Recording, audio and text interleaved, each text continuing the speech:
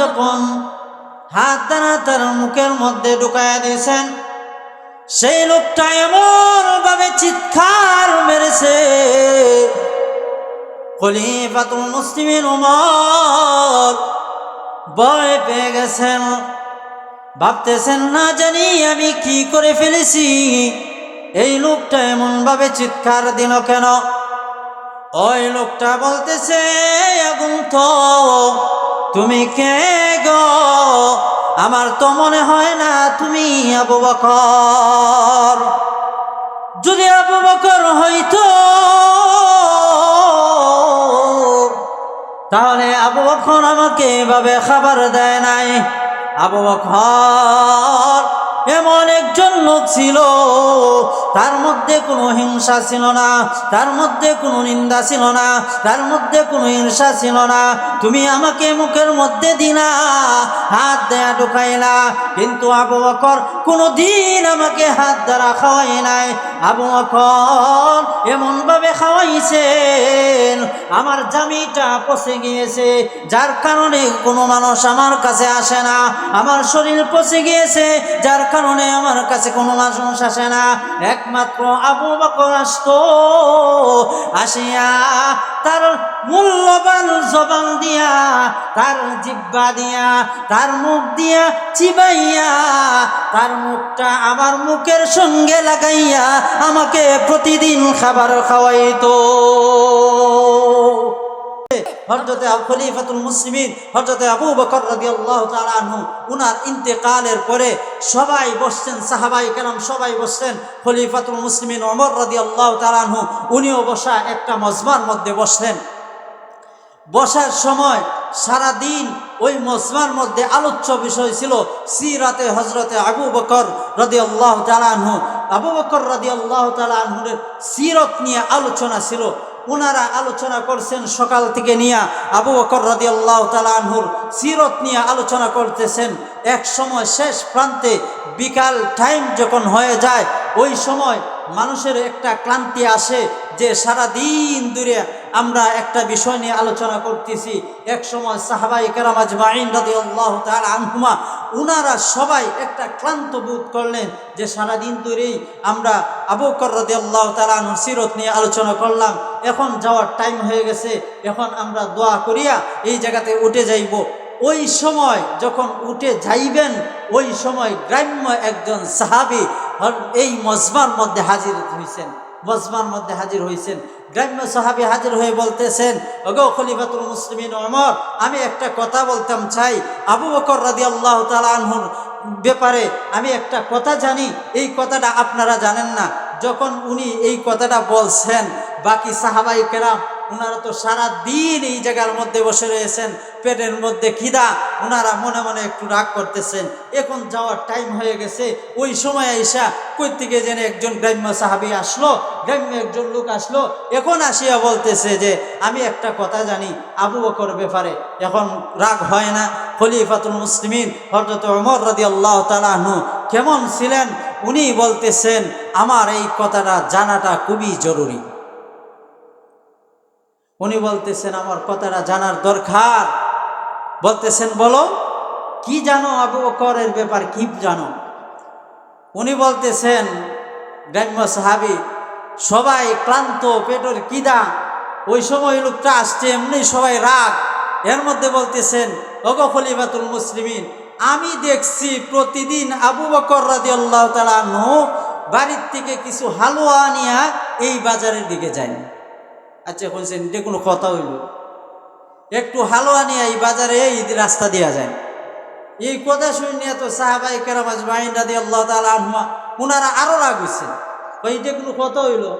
এক আবু বকর রাদিয়াল্লাহু তাআলা হালুয়া লইয়া উনি গেছেন, এটা কোনো কথা হইল? উনি তো যাইতেই পারেন। কিন্তু ওমর রাদিয়াল্লাহু তাআলা এই কথাটা খুব মনোযোগ দিয়ে শুনছেন আর ভাবতেছেন তার কারণটা আমি খুঁজে বের করতে হবে, আমার খুঁজে বের করতে হবে। খলিফাতুল মুসলিমিন ওমর রাদিয়াল্লাহু তাআলা আনহু এমন একজন খলিফা যার কথা শুনিয়া কিছু জিনিস আল্লাহ রাব্বুল আলামিনের দরবারে পছন্দ হয়েছে। ওমর রাদিয়াল্লাহু তাআলা আনহুর কথাটা আল্লাহ স্বয়ং পছন্দ করেছেন। পছন্দ করিয়া কোরআনের আয়াত পর্যন্ত নাজিল করেছেন ওমরের কথায়, যাকে বলা হয়তো আল্লাহর নবী বলতেন, আমার পরে যদি কোনো কেউ নবী হইতো তাহলে একমাত্র ওমরই নবী হইতো। খলিফাতুল মুসলিমিন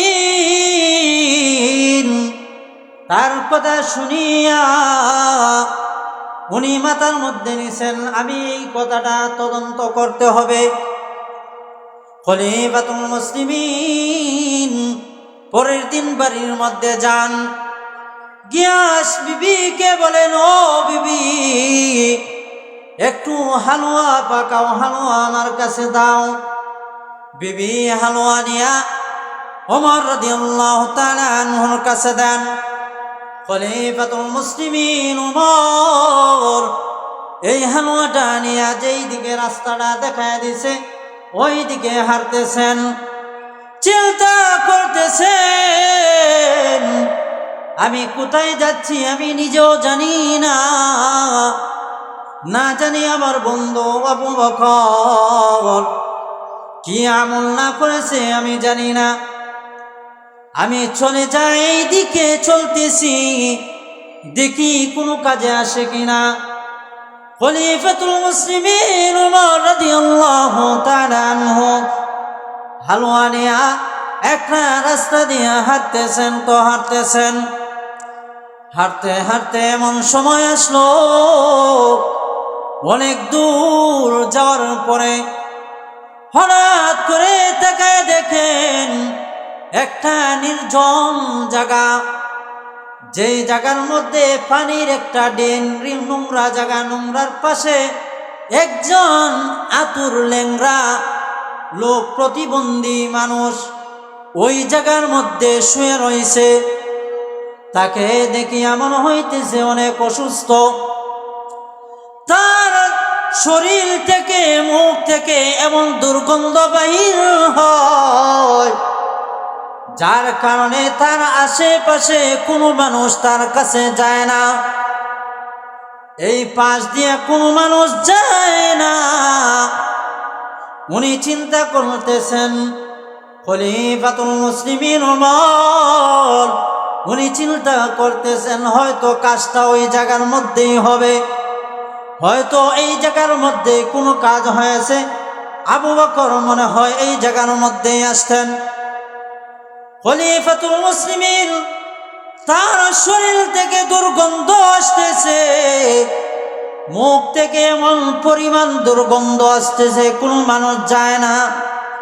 খলিফাতুল মুসলিমিন ওমর উনার কাছে গিয়া বসলেন, বসা মাত্রই ওই আতুর নোংরা ওই প্রতিবন্ধী লোক বলতেছে, খলিফাতুল মুসলিমিন আপনি তো সময়ের পরে কেন আসলেন? আপনাকে তো কিছুদিন যাবৎ দেখতে পাই না, আপনি আমার কাছে কেন আসেন না?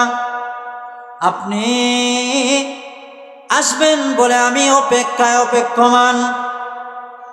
ওই আতুর লোকটা ভাবতেছে খলিফাতুল মুসলিমিন উমরের জায়গায় হয়তো আবু বকর আসছেন, যেহেতু প্রতিদিন আবু বকর আসতেন, উনি ভাবতেছেন আবু বকর আসলেন। ওই লোকটা ছিল ইহুদি, মুসলমান ছিল না। এই লোকটা বলতেছে, খলিফাতুল মুসলিমিন আপনি আমাকে খাবার দেন, আমি খাবার খাওয়ার জন্য অপেক্ষায় ছিলাম। খলিফাতুল মুসলিমিন ওমর কিছু বলেন না, হালুয়াটা হাতে নিয়া তার মুখের মধ্যে ঢুকায়া দিয়েছেন। আমরা হইলে কি করতাম? দুর্গন্ধ এমনিতে তারা এত দিতামই, তারা তো তার কাছেও আসতে দিতাম না, বলতাম এইদিকে দূর যা। এর মধ্যে খলিফাতুল মুসলিমিন ওমর হাত দ্বারা মুখে ঢুকাই দিছে। শুধু এই জায়গায় শেষ না, খলিফাতুল মুসলিমিন ওমর যখন হাত দ্বারা তার মুখের মধ্যে ঢুকাইয়া দিয়েছেন, সেই লোকটা এমন ভাবে চিৎকার মেরেছে, খলিফাতুল মুসলিমিন ওমর ভয় পেয়ে গেছেন, ভাবতেছেন না জানি আমি কি করে ফেলেছি, এই লোকটা এমন ভাবে চিৎকার দিল কেন। ওই লোকটা বলতেছে, আগুন তো তুমি কে গো? আমার তো মনে হয় না তুমি আবু বকর। যদি আবু বকর হইতো তাহলে আবু বকর আমাকে এভাবে খাবার দেয় নাই। আবু বকর এমন একজন লোক ছিল, তার মধ্যে কোনো হিংসা ছিল না, তার মধ্যে কোনো নিন্দা ছিল না, তার মধ্যে কোনো ঈর্ষা ছিল না। তুমি আমাকে মুখের মধ্যে দিলা, হাত দেয়া ঢুকাইলা, কিন্তু আবু বকর কোনো দিন আমাকে হাত দ্বারা খাওয়াই নাই। আবু বকর এমন ভাবে খাওয়াইছেন আমার জামিটা পচে গিয়েছে, যার কারণে কোনো মানুষ আমার কাছে আসে না। আমার শরীর পচে গিয়েছে, যার কারণে আমার কাছে কোনো মানুষ আসে না। একমাত্র আবু বকর আসতো, আসিয়া তার মূল্যবান জবান দিয়া, তার জিহ্বা দিয়া, তার মুখ দিয়া চিবাইয়া, তার মুখটা আমার মুখের সঙ্গে লাগাইয়া আমাকে প্রতিদিন খাবার খাওয়াইতো। চিন্তা করছেন, খলিফাতুল মুসলিমিন আবু বকর, তার মুখ থেকে দুর্গন্ধ, এই পরিমাণে দুর্গন্ধ, আশেপাশে কোনো মানুষই আসে না দুর্গন্ধের কারণে। তার শরীর থেকে এত দুর্গন্ধ হয়, কোনো মানুষই আসে না। উনি তার মুখ দ্বারা ওই লোকটাকে খাবার খাওয়াইছেন। খলিফাতুল মুসলিমিন ওমর রাদিয়াল্লাহু তাআলা আনহু বলতেছেন, ভাই আমি বুঝতে পারি নাই, আমি বুঝতে পারি নাই আপনাকে আমি কষ্ট দিয়ে ফেলছি। আমার জবানের মধ্যে, আমার মুখের মধ্যে হালুয়াটা নিলাম, আপনার মুখটা দেন, আমি খলিফাতুল মুসলিমিনের মুখটা আপনার মুখের সঙ্গে লাগায়া দেই। আর ওমর রাদিয়াল্লাহু তাআলা আনহু বলতেছেন, হে আবু বকর, আপনার মতো আমি ওমর কোনোদিন হইতে পারবো না। আবু বকর, আপনার ভিতরে কোনো হিংসা ছিল না, নিন্দা ছিল না, কোনো হিংসা নাই, বরত্ব নাই। এমন একটা কাজ করে গেলাম, যেই কাজটা আমরা হয়তো হিংসা করব। ওই লোকটা বলে, ওমর, আবু বকর কোথায়? আমার ইচ্ছা ছিল আমি আবু বকরের হাতটা ধরিয়া আমি কালিমা পড়িয়া মুসলমান হইতাম। ও খলিফাতুল মুসলিমিন ওমর, যেহেতু আবু বকর নাই, আবু বকর দুনিয়া থেকে চলে গেছেন, খলিফাতুল মুসলিমিন ওমর আপনার হাতটা দেন, এই মুহূর্তে আমি কালিমা পড়িয়া মুসলমান হয়ে গেলাম।